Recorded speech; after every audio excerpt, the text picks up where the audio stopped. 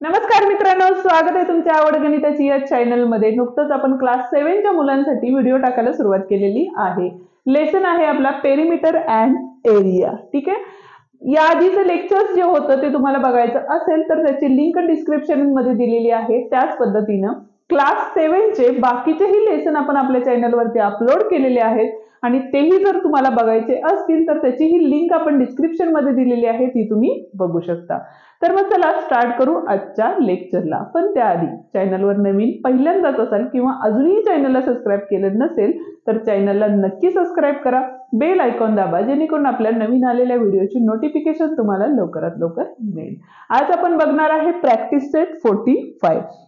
Questions first आपण read करून घेऊया आणि त्यानंतर आन्सर्स आपण काय करणार आहे, सॉल्व्ह करणार आहे। फर्स्ट क्वेश्चन काय आहे, बुक्स मधला रीड करतेय मी। If the side of a square is 12 cm, find its area।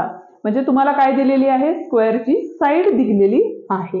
इथे बघा फर्स्ट क्वेश्चन बघतोय, साइड ऑफ अ स्क्वेअर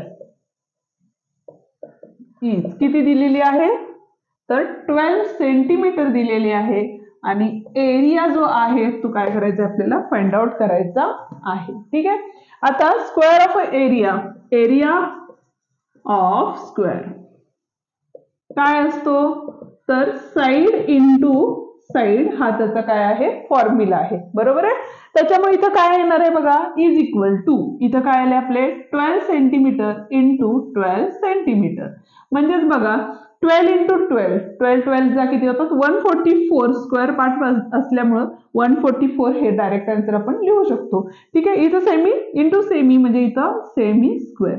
पेरिमीटरचं ज्या वेळेला युनिट लिहितो त्यावेळेला सेमी स्क्वेअर लिहायचं नाही आपल्याला। ज्या वेळेला आपण एरिया काढतो त्यावेळेला 2 टाइम्स काय झालेलं आहे, तर सेंटीमीटर झालेलं आहे, त्यामुळे इथं सेमी स्क्वेअर या ठिकाणी लिहिणार आहे। म्हणजेच काय आलेलं आहे बघा, एरिया ऑफ स्क्वेअर इज किती आलेले आहे, 144 सेंटीमीटर स्क्वेअर। हे काय असणार आहे, याचं आन्सर असणार आहे। सेकंड वन क्वेश्चन आपण या ठिकाणी बघतोय, काय दिलेलं आहे बघा, if the length of a rectangle is 15 centimetre and breadth is 5 centimetre, find its area. आता या ठिकाणी रेक्टँगल दिलेला आहे आपल्याला। सेकंड वन एक्झाम्पल बघतोय, गिवन मध्ये बघा लेंथ किती दिलेली आहे आपल्याला, तर 15 सेंटीमीटर दिलेली आहे। ब्रेड्थ जी आहे ती किती दिलेली आहे आपल्याला, 5 सेंटीमीटर दिलेले आहे आणि आपल्याला फाइंड काय करायचं आहे, तर एरिया ऑफ रेक्टँगल फाइंड करायचा आहे। आणि त्याचा जो फॉर्म्युला आहे तो काय असतो, तर लेंथ इंटू ब्रेड्थ। ठीक आहे, म्हणजेच बघा लेंथ किती दिलेली आहे या ठिकाणी, 15 दिलेली आहे, त्यामुळे इथं लिहिले 15 इंटू 5 दिलेले आहे, म्हणजे तिथे आले 5। बरोबर, म्हणजे 15 5 किती होतात, तर 75 होतात, त्यामुळे इथं आले 75 सेमी स्क्वेअर। मगाच्या सारखंच इथं पण सेमी असणार आहे, इथं पण सेमी असणार आहे, त्यामुळे काय आलेले आहे 75 सेमी स्क्वेअर। हे काय असणार आहे, एरिया ऑफ अ रेक्टँगल आहे। युनिट लिहायची सवय लावा। ठीक आहे, म्हणजेच फायनल आन्सर काय असणार आहे याचं, area of rectangle is 75 semi square, हे आपला आन्सर असणार आहे। ठीक आहे, आता बघूया third question. Third one question आपण या ठिकाणी बघत आहोत। क्वेश्चन्स रीड करून घेऊया, काय दिलेलं आहे बघा, the area of a rectangle is 102 square centimetre दिलेलं आहे। बरोबर आहे, म्हणजे फर्स्ट गिवन राईट करत जाऊ आपण। थर्ड क्वेश्चन बघतोय आपण या ठिकाणी, काय सांगितलेलं आहे बघा, एरिया ऑफ रेक्टँगल किती दिलेलं आहे, 102 स्क्वेअर सेंटीमीटर किंवा सेंटीमीटर स्क्वेअर लिहिलं तरीही चालतं। If the length is 17, length किती दिलेली आपल्याला, तर 17 सेंटीमीटर दिलेली आहे आणि ब्रेड्थ जी आहे ती आपल्याला काय करायची या ठिकाणी, फाइंड आउट करायची आहे।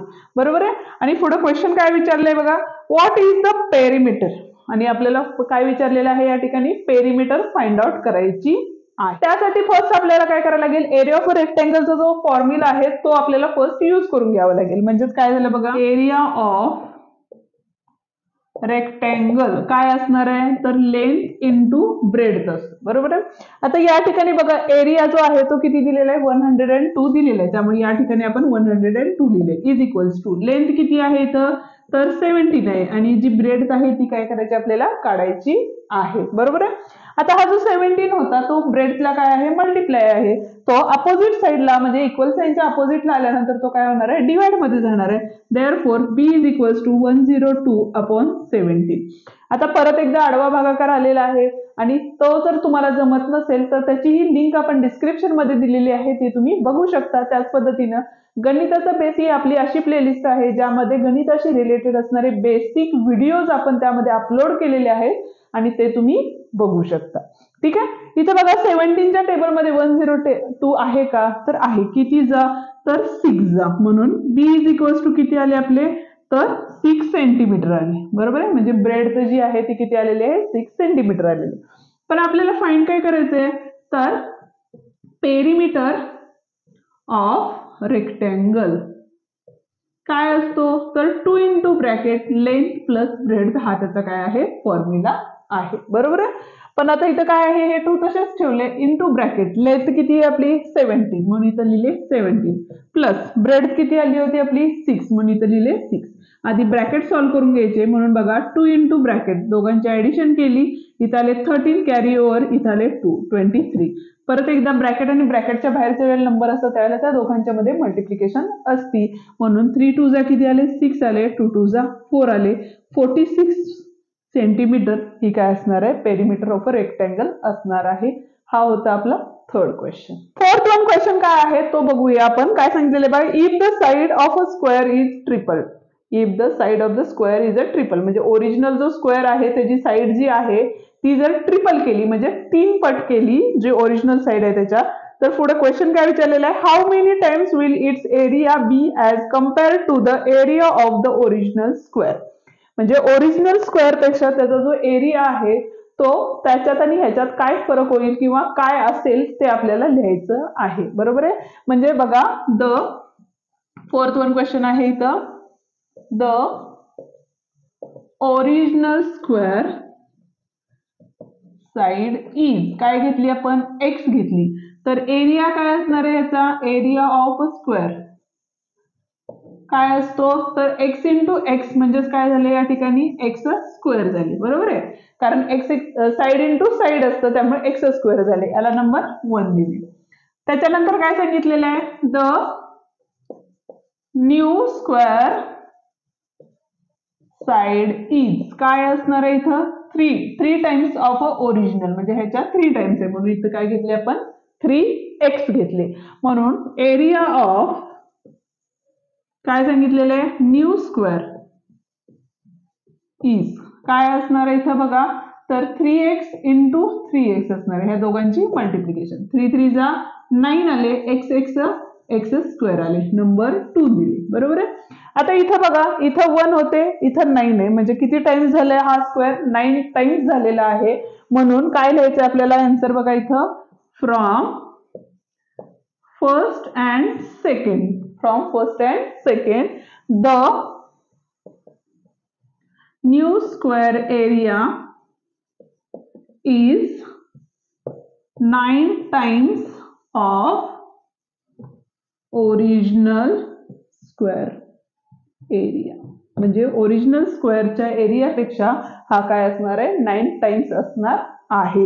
या ठिकाणी आपला हा प्रॅक्टिस सेट संपलेला आहे. व्हिडिओ आवडल्यास तुम्ही व्हिडिओला लाईक करा, तुमच्या मित्रांना शेअर करा, जेणेकरून त्यांनाही आपल्या व्हिडिओची मदत होईल. पुन्हा भेटूया पुढच्या प्रॅक्टिस सेटमध्ये. तोवर डिस्क्रिप्शन मध्ये दिलेले व्हिडिओ पाहत राहा.